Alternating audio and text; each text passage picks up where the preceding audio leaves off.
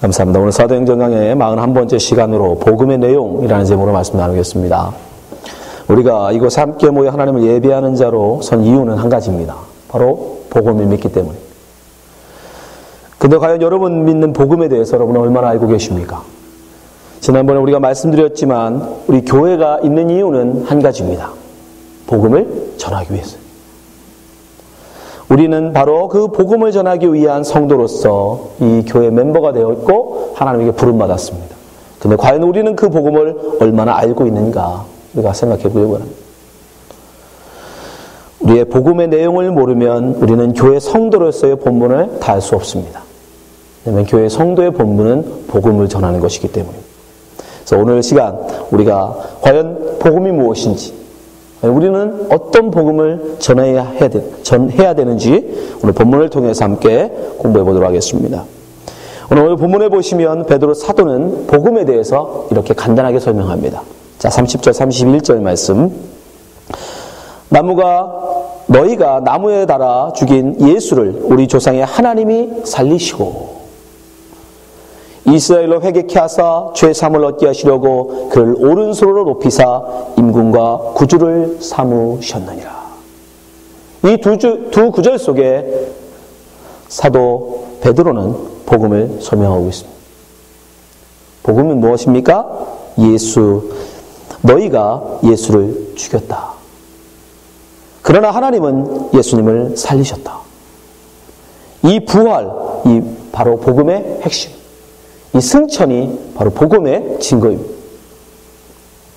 여러분, 부활이 없다면 우리에게 복음은 의미가 없습니다. 고린도전서 15장 17절. 그리스도께서 다시 사신 것이 없으면 너희의 믿음도 헛되고 너희가 여전히 죄 가운데 있을 것이요.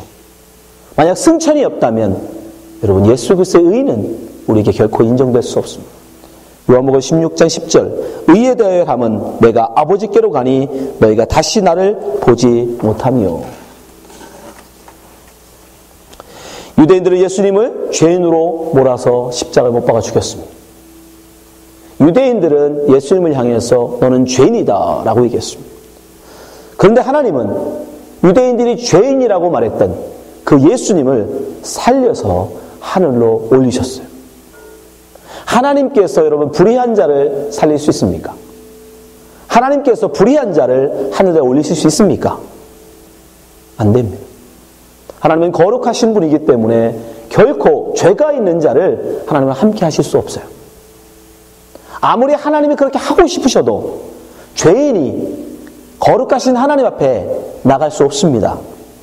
어둠이 빛 가운데 갈 수 없듯이 하나님이 가까이 가면 갈수록 그 어둠의 죄인은 점점점 멀리 갈 수밖에 없어요. 물러날 수밖에 없어요.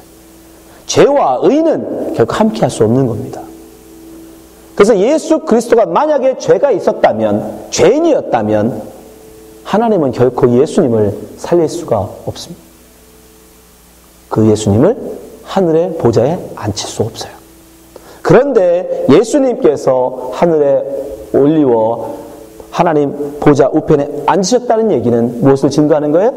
예수님은 죄인이 아니다라는 거예요. 예수님은 의인이시다라는 증거예요. 그러면 예수님이 의인이라는 말은 반대로 뭐가 됩니까? 그를 죄인이라고 몰았던 유대인들, 예수님을 죄인이라고 십자가에 못 박았던 그들은 뭐가 되는 거예요? 그들이 죄인이 되는 거예요. 그래서 예수 그리스도의 승천이 곧 예수님의 의를 증거하는 것이고 예수님의 의가 증거됐기 때문에 그를 못 박아 죽인 자들이 오히려 죄인으로 인정되는 거예요. 그래서 예수님을 부활을 예수님의 승천을 인정하는 순간 예수를 못 박아 죽인 사람들은 다 죄인이 되는 거예요. 그걸 인정하는 거예요. 예수님의 부활과 승천이라는 건 여러분 단순한 게 아니에요.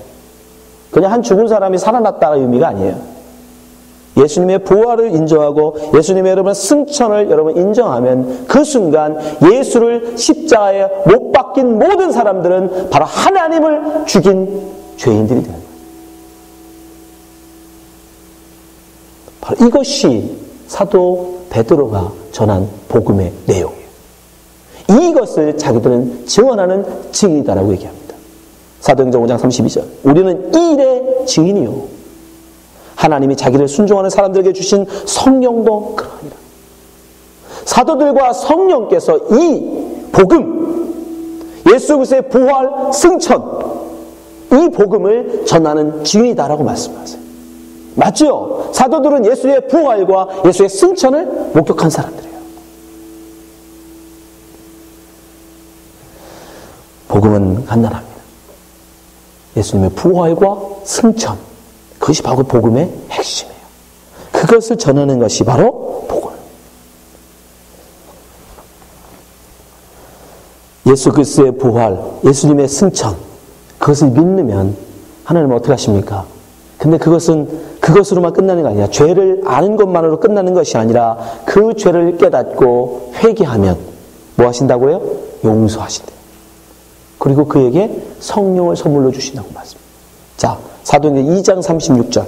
그런즉 이스라엘 온 집이 정령할지니 너희가 십자가에 못 박은 이 예수를 하나님이 주와 그리스도가 되게 하셨느니라. 지금 우리가 지금 말씀드린 본문에 나온 얘기죠. 그죠? 예, 살리시고 주와 그리스도가 되게 하셨다. 승천하게 하셨다. 근데 그것을 우리가 믿으면 어떻게 되는가? 37절. 저희가 이 말을 듣고 마음에 찔려 베드로와 다른 사도에게 물어가로되 형제들아 우리가 어찌할꼬? 그럼 내가 예수를, 내가 하나님의 아들을 십자가에 못 박혀 죽인 자구나. 그럼 우리는 어떻게 해야 될까? 그때 베드로가 뭐라고 말씀합니까? 38절. 베드로가 그러되 너희가 회개하여 각각 예수 그리스도 이름으로 침례를 받고 죄 사함을 얻으라. 그리하면 성령을 선물로 받으리니. 이게 복음이에요. 이게 사도들이 전한 복음의 전부입니다. 여러분 이 복음을 믿으십니까? 여러분 이 복음을 확신하십니까? 예. 여러분 이 복음을 믿으셔야 돼요. 이걸 여러분이 인정하지 않으면 여러분은 아무리 교회를 오래 다니셨어도, 여러분이 아무리 교회에서 직분을 받고 아무리 많은 봉사를 하실지라도 여러분은 교회하고는 아무 상관없는 사람이 되는 거예요. 하나님의 나라하고는 아무 상관이 없는 사람이 되는 거예요. 다시 한번 지금 이 시대에 우리가 믿어야 할 복음이 무엇인지 다시 한번 정리해 보겠습니다. 첫 번째 뭡니까? 나는 죄인이다. 바울 사도 베드로가 사람들을 향해서, 그 유대인들을 향해서 뭐라고 얘기했죠? 30절 다시 볼까요? 같이 읽어봅시다. 시작. 너희가 나무에 달아 죽인 예수를 우리 조상 하나님이 살리시고. 나무에 달려 죽으신 예수가 아니에요. 예수님을 설명하는데 사도 베드로가 그들을 향해서 뭐라고 하냐면 너희가 못 박아 죽인 예수. 너희들은, 다른 말로 하면 너희가 바로 예수를 죽인 죄인이라는 거예요. 그러면 그 말은 정말 예수를 십자가에 못 박으러 외쳤던 유대인들만 해당한다는 말일까요? 여러분 이거 말 그대로 보면 너희는 바로 유대인들이었고 유대인들이 예수를 못 박아 죽인 사람들 아닙니까? 그러니까 여기서 말씀하는 죄인들은 십자가에 예수를 못 박아 죽은 유대인들, 그들만을 말하는 거 아닐까? 아니요. 성경은 뭐라고 말하느냐? 죄는 예수를 믿지 않는 것도 죄라고 말씀합니다. 16장 9절 말씀 보세요. 요한복음 16장 9절. 죄에 대하여라 함은 저희가 나를 믿지 아니하며. 예수를 십자가에 못 박인 사람들뿐 아니라 예수를 믿지 않는 사람들도 좌죄인이라고 말씀하는 거예요. 심지어 더 나아가서 성경은 바울 사도는 우리에게 뭐라고 말씀하냐면 믿음으로 행치 않는 모든 것이 다 죄예요. 로마서 14장 23절. 의심하고 먹는 자는 정죄되었나니 이는 믿음으로 쫓아 하지 아니한 연고라. 믿음으로 쫓아 하지 아니한 모든 것이 죄니라. 여러분 예수님을 십자가에 못 박인 유대인이 바로 우리입니다. 저와 여러분이에요. 유대인들은 바로 우리를 대표하는 거예요. 우리를 모형하는 거예요. 여러분이 그때 있었다면, 그 자리에 있었다면 여러분은 예수를 못 박아 죽이지 않았을까요? 아니에요. 우리는 다 예수를 십자가에 못 박아 죽인 죄인들이라는 것을 여러분 인정하셔야 돼요. 우리는 주 앞에 다 그저 죄인들입니다. 죄를 한 개 지은 자나 죄를 100개 지은 자나 죄 많고 적으면 중요하지 않아요. 성경에서 여러분 너 죄 몇 개 지었니? 말씀하지 않습니다. 네가 죄가 있느냐 없느냐 그만 물어줘요. 죄가 있다면 우리 모두가 다 죄인인 거예요. 그런데 그 죄는 엄청난 죄입니다. 여러분이 제 뒤통수를 한번 때리는 것과 트럼프 대통령의 뒤통수를 한번 때리는 건 똑같은 행위지만, 똑같은 잘못이지만 그 죄값은 전혀 다르죠. 하물며 한 나라의 대통령의 뒤통수만 때려도 경호원한테 잡혀 벌을 받는데, 이 만물을 지으신 우주 창조주이신 그 하나님의 아들을 여러분이 못 박아 죽인 죄값은 얼마나 클까요? 찢어 죽여도 갚을 수 없는 그 죄를 여러분이 아시냐고요. 그 죄를 인정하시냐고요. 여러분이 예수를 믿지 아니하고 예수를 따르지 아니하고 이 세상의 말, 세상의 진리라고 믿고 돌을 쫓는 그 행위 자체가 죄예요. 믿음으로 하지 않겠어요. 세상의 지식을 쫓아서, 세상의 경험을 쫓아서, 세상의 관습을 쫓아서 살아가는 모든 게 죄입니다. 감히 하나님의 말씀을 듣지 않고 쫓아가는, 살지 않는 우리 죄가 다른 죄보다 여러분 가볍습니까? 사람을 죽인 죄만큼 보다 가볍다고 자부할 수 있어요, 여러분? 아니에요. 그렇죠. 하나님 앞에서의 죄는 죄의 그 자체로 무겁습니다. 그러기에 우리는 먼저 우리 모두가 하나님 앞에 죄인이라는 것을 인정하셔야 돼요. 나는 하나님 앞에 그저 고개 들 수 없는 죄인이라는 걸 인정하셔야 돼요. 아예 또 여러분이 그 속에, 여러분 마음 속에 나는 죄인이다라는 그 고백이 없다면 여러분 아직도 복음을 모르시는 거예요.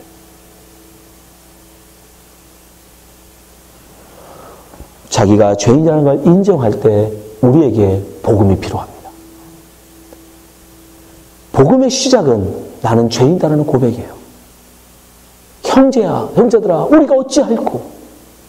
죄에 대한 탄식, 죄에 대한 자각, 이 죄로부터 벗어나고자 하는 그 마음이 없는 사람에게 복음은 아무런 의미가 아니에요. 돼지 앞에 던진 그저 진주에 불과한 거예요. 여러분이 그걸 아셔야 돼요. 그 마음, 내가 얼마나 큰 죄인인지를 더 깊이 아는 사람일수록 그 복음의 크기는 더 크게 다가오는 거예요. 그리고 더 복된 소식을 들리게 돼 있는 거예요. 근데 나는 거룩하다. 나는 깨끗하다. 나는 저 사람보다도 나아. 결국 그 사람에게는 여러분 복음은 의미가 없어요. 한번 기억하시기 바랍니다. 우리는 무엇을 믿는가? 어떤 복음을 갖고 있는가? 우리는 죄인이다. 근데 그 죄로부터 하나님 우리를 건져주신다.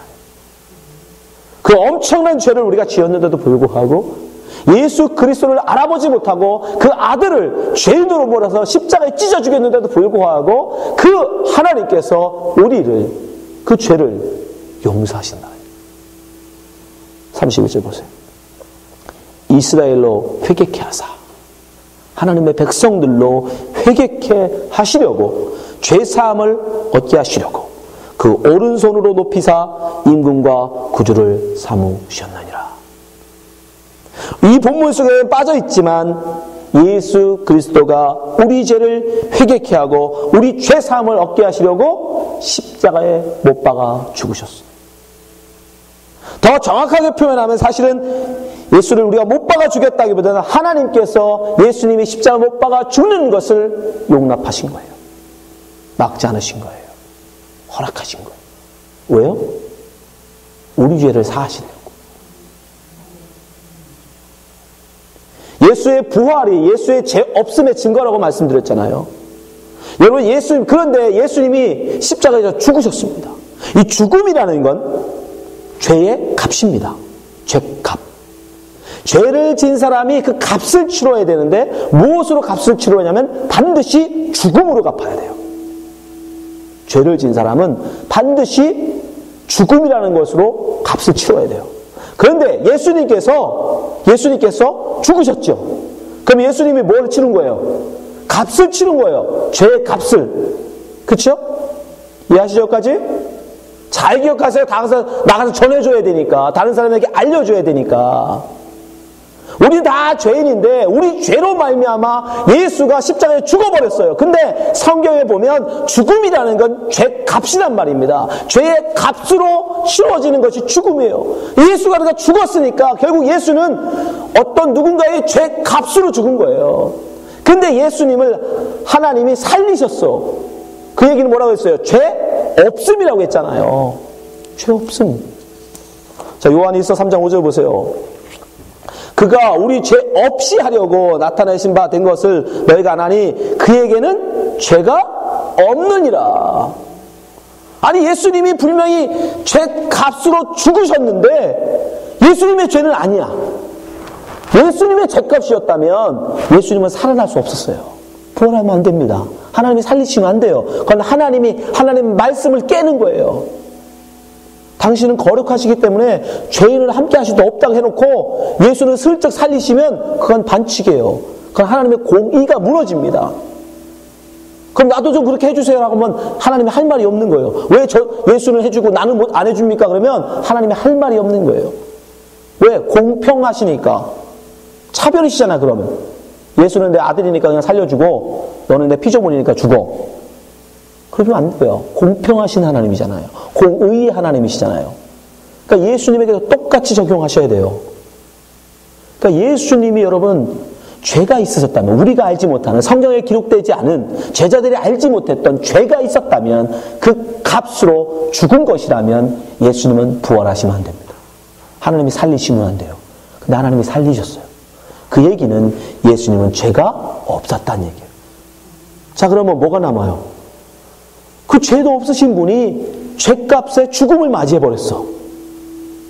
이 죽음을 지불해버렸어.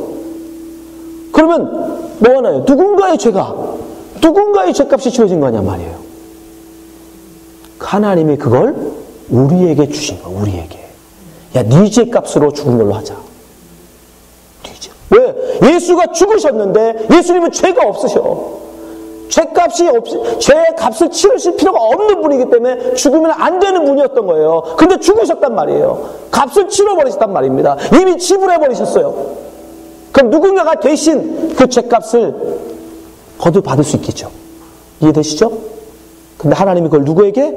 우리에게. 예수 그리스도를 주와 그리스도로 믿는 하나님의 백성들에게 주시겠다는 거예요. 그래, 너희의 죄값으로 예수를 죽은 것으로 하자. 그럼 우리는 우리 죄가 있다 할지라도 예수님이 죄값을 치르셨기 때문에 우린 죄가 없는 자로 하나님 앞에 설 수 있는 거예요. 굉장히 중요한 겁니다. 베드로전서 2장 24절. 친히 나무에 달려 그 몸으로 우리 죄를 담당하셨으니, 다른 말로 죄값을 치르셨으니, 이미 페이오프 해버리셨어요. 우리 죄에 대해서 페이오프 해버리셨단 말이에요. 이는 우리로 죄에 대하여 죽고 의에 대하여 살게 하려 하심이라. 정확하죠? 왜? 예수님은 죄 없이 죽으셨기 때문에 누군가의 죄값, 다른 사람의 죄값 얼마든지 치를 수 있으신 거예요. 근데 그것을 우리가 예뻐서? 아니요. 그저 하나님의 은혜로. 여러분, 은혜로 여러분을 택하셨다고. 그 많은 세상 사람들 중에 하나님의 은혜로 여러분을 택하시고, 그래, 네 죄값을 위해서 예수가 대신 죽은 것으로 내가 하시겠다. 그걸 복음이라고 하는 거예요. 그래서 은혜라고 하는 거예요. 나는 지불도 안 했는데, 나는 그것을 위해서 뭘 하지도 않았는데 하나님이 대신 나를 위해 죄값을 치르시고 내 의로, 왜 죄값을 치른 사람은 의잖아요. 죄가 없는 사람이니까 의인. 이것이 바로 우리가 믿는 복음의 핵심인 거예요. 그러면 그렇게 죄값을 대신하여, 예수님이 나의 죄값을 대신하여 지불되어져서 하나님 앞에 구원받은 사람, 의인으로 칭함받은 사람은 그럼 이제 어떻게 살아야 됩니까? 베드로전서 2장 25절 보세요. 너희가 전에는 양과 같이 길을 잃었더니. 양이 왜 길을 잃어요? 그렇죠. 양이 길을 잃는 이유는 한 가지입니다. 목자 안 바라보고 지 맘대로 가서 그래요. 지가 가고 싶은 대로 가서. 그게 성경에서 비유예요, 여러분. 양은 반드시 시력이 나쁘기 때문에 목자만 보고 가야 돼요. 그러면 절대 길을 잃지 않습니다. 그런데 지 잘났다고 지가 원하는 대로 간 거예요. 저게 푸른 초장인 것 같네? 하고 가다가 떨어지는 거예요. 그게 바로 길 잃은 양입니다. 그게 하나님 죄값 그렇게 가는 모든 것이 그 걸음걸음 모두가 다 뭐라고 했죠? 죄라고 그랬잖아요.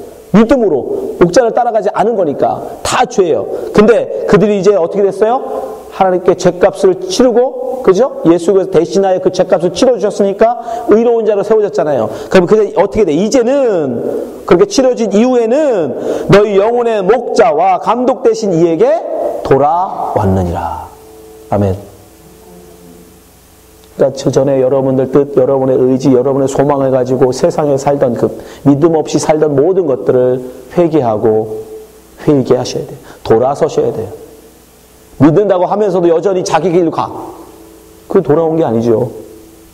거기서 돌아서야 돼요.